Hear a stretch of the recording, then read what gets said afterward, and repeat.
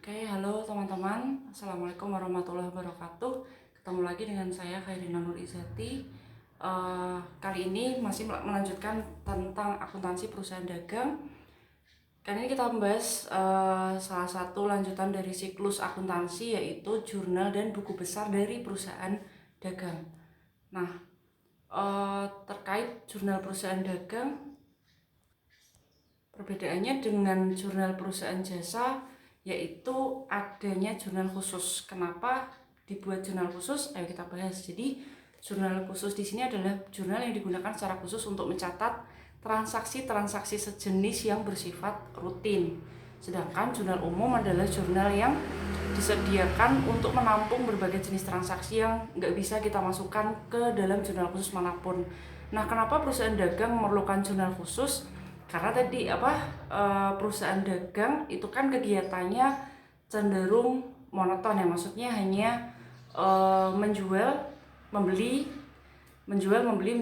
dan menjualnya bisa secara kredit tunai, membelinya kredit tunai. Nah, karena kegiatannya itu serupa dan berulang gitu ya, maka kita golongkan kegiatan-kegiatan tersebut menjadi jurnal-jurnal tersendiri. Nah, fungsinya apa? Fungsinya yang pertama memungkinkan pembagian pekerjaan atau spesialisasi. Jadi akuntan-akuntan yang tadinya kalau di jurnal atau perusahaan jasa itu bisa sekaligus menangani semua jenis transaksi, tapi kalau di perusahaan dagang itu digolong-golongkan menurut spesialisasinya. Jadi ada yang bagian kas masuk, ada bagian pembelian kredit, dan ada bagian pembelian tunai dan sebagainya. Jadi dibagi-bagi menurut spesialisasinya. Kemudian manfaat selanjutnya adalah memudahkan pemindah bukuan atau posting ke buku besar. Nah, karena tadi udah digolong-golongkan menurut spesialisasinya, jadi jurnal kas masuk, kas keluar, pembelian, penjualan, kita bisa memudahkan langsung posting ke buku besar. Total utangnya berapa, terus total potongan pembeliannya berapa, total pembeliannya berapa, langsung masuk ke buku besar. Jadi tidak perlu mengurutkan seperti di jurnal umum perusahaan jasa. Kemudian memungkinkan pengendalian intern yang baik, artinya kalau misalnya terjadi kesalahan, misalnya berapa sih persediaan sekarang yang kita punya, itu kita tinggal mencocokkan di jurnal khusus pembelian misalnya, atau jurnal pengeluaran kas dan sebagainya. Jadi kita tidak perlu mengurutkan secara rumit di jurnal kumpulan yang banyak seperti itu, karena sudah digolong-golongkan. Terus juga menghemat biaya. Kenapa? Karena sudah lebih cepat gitu ya, prosesnya akan lebih cepat. Nah, macam-macam jurnal khusus, ada jurnal pembelian, pengeluaran kas atau kas keluar, kemudian penjualan dan penerimaan kas atau kas masuk. Kemudian yang pertama jurnal pembelian ya. Jurnal pembelian ini khusus digunakan untuk mencatat pembelian barang dagangan secara kredit. Ya, perhatikan, membeli barang dagangan secara kredit, yaitu pembelian yang menimbulkan kewajiban atau utang kepada pemasok. Nah, jurnal ini hanya untuk mencatat transaksi yang analisisnya adalah pembelian di debit dan utang usaha bertambah di kredit. Kalau misalnya perusahaan membelinya secara tunai ya, membeli barang dagangan secara tunai, nanti masuknya di jurnal pengeluaran kas. Kalau misalnya perusahaan membeli tapi bukan beli barang dagang, misalnya beli perlengkapan gitu ya, beli printer, beli peralatan dan sebagainya secara kredit, itu masuknya nanti di jurnal umum karena tidak bisa ditampung di jurnal khusus manapun.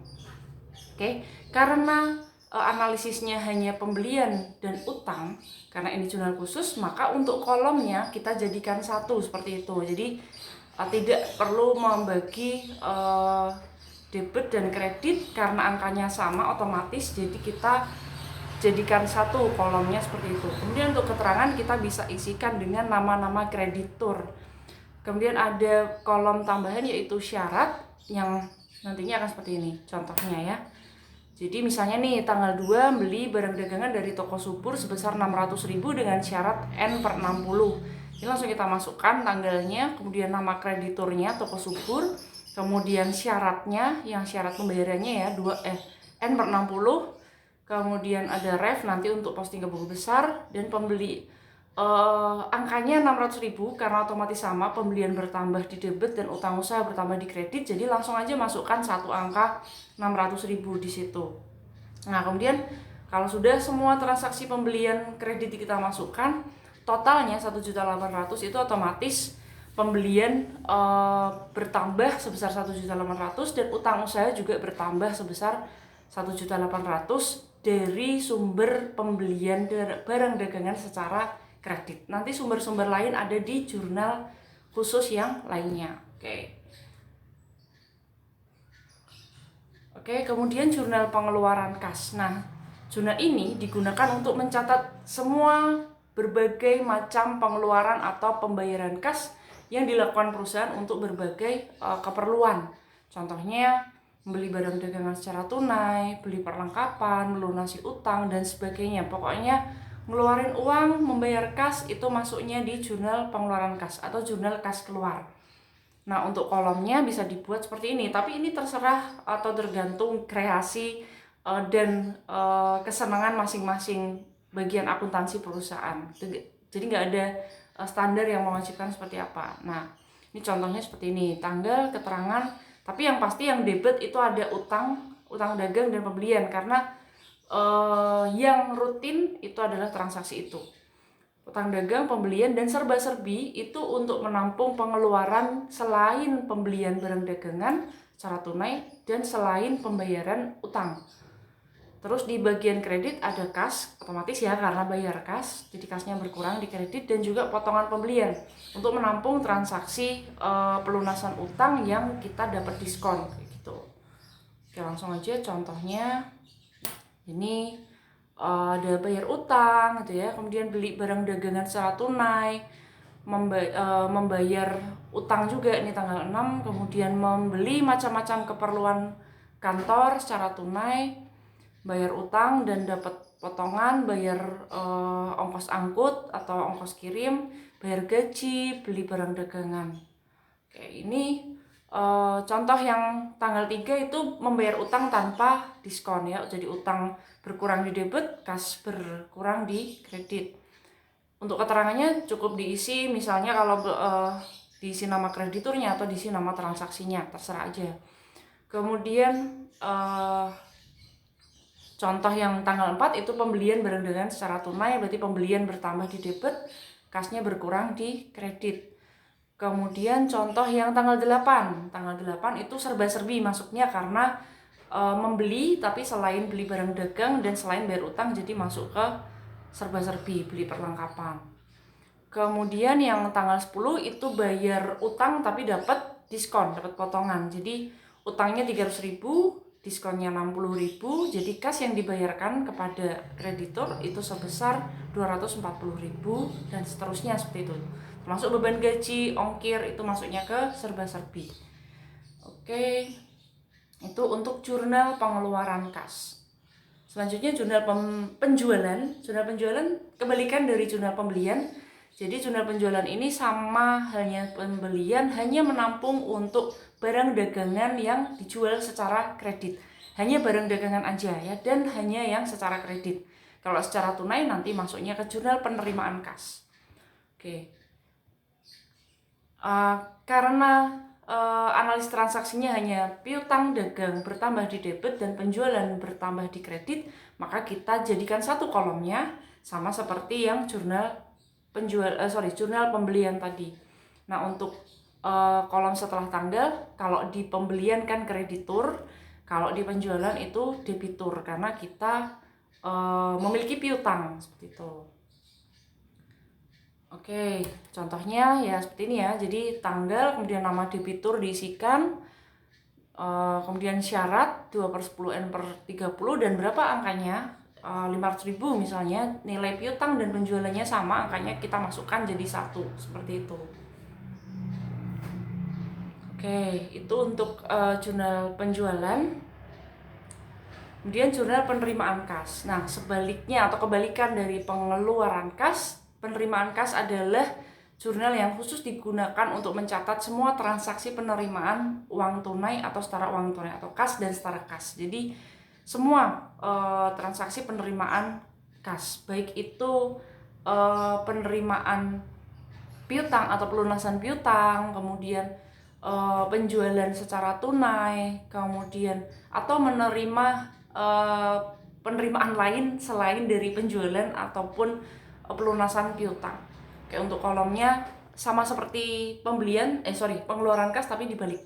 Jadi ini debitnya adalah kas dan potongan penjualan, kreditnya penjualan, piutang, dan serba-serbi masuknya ke kredit, seperti itu. Oke, ini contohnya. Yang tanggal 6 itu menjual barang secara tunai, berarti masuknya ke kas, di debit, penjualan di kredit 400.000. Kemudian menerima pelunasan piutang dan memberikan potongan. Nah, memberikan potongan atau diskon, berarti piutangnya ya dilunasi itu masuk kredit 500.000, kemudian diskonnya 2% kali 500.000 jadi 10.000, potongan penjualan 10.000. Kemudian selisihnya itu adalah kas yang kita terima, yaitu 490.000 bertambah di debit. Kemudian yang tanggal 17 menerima pelunasan piutang dari PT Limas sebesar 800.000. Karena ini kita nggak ngasih diskon, berarti langsung aja kas bertambah di debit 800.000 dan piutang dagang berkurang di kredit sebesar 800.000. Kemudian menerima bunga tabungan misalnya ya, menerima bunga tabungan dari Bank BCA sebesar 20.000, berarti kas masuknya ya, kas bertambah di debit 20.000 dan yang lawannya adalah serba-serbi. Karena kenapa masuk serba-serbi, baik pengeluaran maupun penerimaan kas, kalau dijabarin satu-satu nanti akunnya banyak banget gitu ya. Jadi semuanya selain pembelian dan penjualan atau piutang dan utang itu masuknya ke serba-serbi. Tinggal nanti ini transaksi apa ya, kita lihat dari keterangannya kayak gitu. Oke, yang terakhir ini adalah jurnal umum ya. Jurnal umum menampung semua transaksi atau kejadian yang tidak bisa dimasukkan ke salah satu jurnal khusus manapun. Contohnya retur ya, retur baik retur pembelian maupun retur penjualan. Contohnya ini, tanggal 15 menerima kembali barang dagang yang dijual dengan syarat N/60 dari toko Sinar. Dari toko kita ngejual ke toko Sinar tapi ternyata barangnya ada yang rusak kayak gitu, terus toko Sinar balikin ke perusahaan kita sebesar 50.000, maka kita catat retur dan pengurangan harga penjualan bertambah di debit dan piutang dagang ke toko Sinar itu berkurang di kredit sebesar 50.000. Terus tanggal 21 diterima pengurangan harga sebesar 100.000 atas barang dagang yang dibeli dari toko Subur. Ini tadi ya, kita beli toko Subur secara kredit, ternyata ada yang nggak sesuai spek kayak gitu, jadi kita balikin ke toko Subur, maka kita dapat retur, kita melakukan retur dan otomatis kita dapat pengurangan harga. Jadi utang dagang berkurang di debit dan retur dan pengurangan harga pembelian bertambah di kredit sebesar 100.000. Oke, terus contoh lain tadi misalnya saya udah sebut di awal, contoh lain transaksi yang masuk ke jurnal umum adalah pembelian selain barang dagangan, misalnya pembelian perlengkapan, pembelian peralatan, pembelian aset tetap lain, gedung, tanah dan sebagainya yang dilakukan secara kredit itu masuknya ke jurnal umum. Oke, itu terkait jurnal-jurnal di perusahaan dagang. Kemudian buku besar ya. Setelah kita buat jurnal khusus dan jurnal umum, lanjutnya kita buat buku besarnya. Nah, semua akun yang udah dicatat tadi di jurnal khusus dan umum nantinya akan kita posting di buku besar utama atau general ledger. Nah, perusahaan yang udah pakai jurnal khusus itu biasanya menggunakan perluasan dari buku besar yang namanya buku besar pembantu atau subsidiary ledger. Buku besar pembantu ini dipakai buat mencatat rincian akun-akun tertentu yang ada di buku besar utama. Biasanya yang dibuat buku besar pembantu adalah utang dan piutang. Jadi perusahaan dagang memerlukan perincian utang dan juga perincian piutang. Maksudnya kita perlu tahu misalnya toko subur, nama krediturnya. Di toko subur itu kita punya utang berapa, terus misalnya ada retur yang rusak berapa, utang kita berkurang berapa, sudah dilunasi berapa. Jadi kita tahu utang kita ke toko subur tinggal berapa. Kayak gitu. Itu tujuan dari buku besar pembantu. Oke, itu materi kita kali ini tentang jurnal umum dan jurnal khusus.